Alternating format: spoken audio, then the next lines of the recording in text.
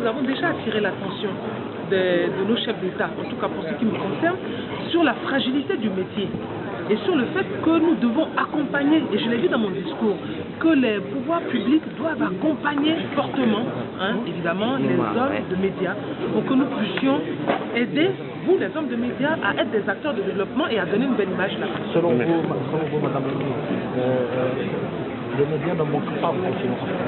Il n'y en a pas.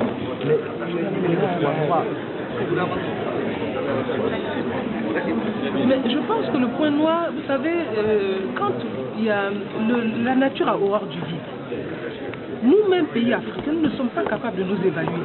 Nous permettons à l'extérieur de le faire. Mais évidemment, ils vont nous évaluer en fonction de leur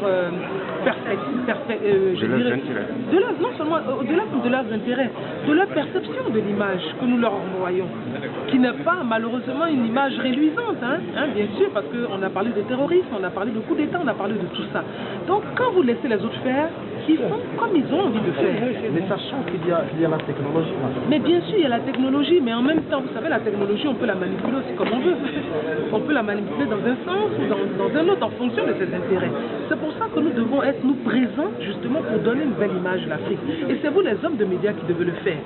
Quand je prends un exemple, Reporters sans frontières, par exemple, qui fait une évaluation, qui est un instrument de mesure. Comment faire Reporters sans frontières?